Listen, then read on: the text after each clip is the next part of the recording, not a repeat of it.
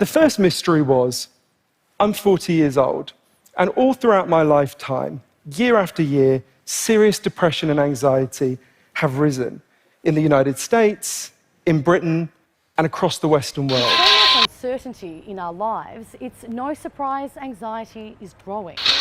The current standard of care for anxiety is a normal part of life. You might feel anxious when you have a big Depression test is or the a leading meeting cause of disability in the world.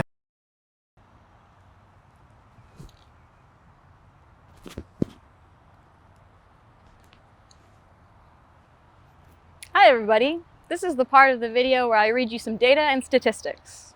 According to the Household Pulse Survey, Texas currently ranks 14th in the nation when it comes to residents having symptoms of depression or anxiety. Taking the size of Texas into consideration, this means a lot of people feel this way. Yet we are still in a statewide mental health professional shortage. Oh, here's a visual. Only 6 of 254 Texas counties are not in a shortage. We saw an increase of depression and anxiety during the COVID-19 pandemic, followed by a rise of social awareness for mental health and taking care of your mind along with your body. As we return to a new normal from COVID, what does mental health look like for Texans? Have y'all ever cried so hard that you genuinely thought you were gonna die? That was the worst I felt. I really thought I was gonna die, from a broken heart. That's how sad I was. Felt like I couldn't talk to anyone. I got so sad that one time I called the police. I called the police one time and I was like, can I do a wellness check on myself? And they were like, no, go to a hospital. So after a while, and I couldn't go to sleep, I was just kind of I'm gonna go to UBH. Life can change for the better. Call University Behavioral Health for yourself or someone you care about. It was already so late. I didn't want to recall my mom. I didn't want to call any of my friends because it's such an absurd time just to be like, I'm sad, So that's why I was like, can I just talk to the police or something, I spoke with a few experts in the mental health field, and interestingly enough, they both mentioned the rise and normalization of violence could be a possible factor for such high cases. I think the life cycle of going into crisis is getting shorter. We're seeing more people coming in crisis because it's those coping skills that they maybe had before, they now don't have, or they're kind of just at a loss. I mean, we saw so many people became unemployed during COVID.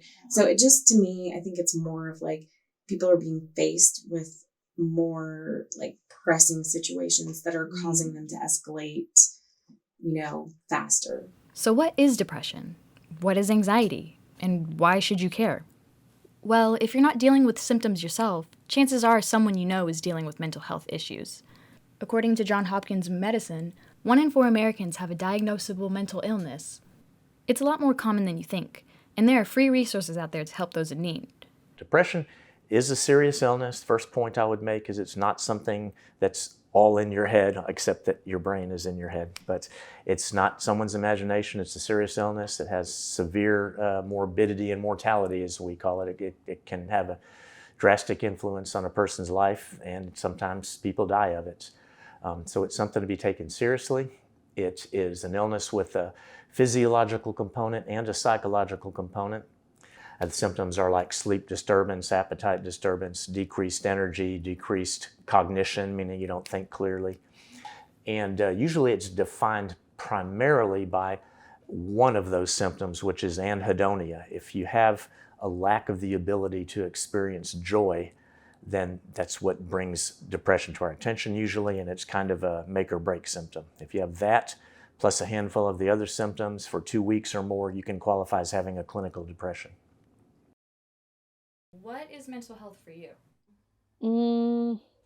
It's definitely a big aspect of my life and my childhood, just because of everyone's got a healthy little amount of childhood trauma or something like that.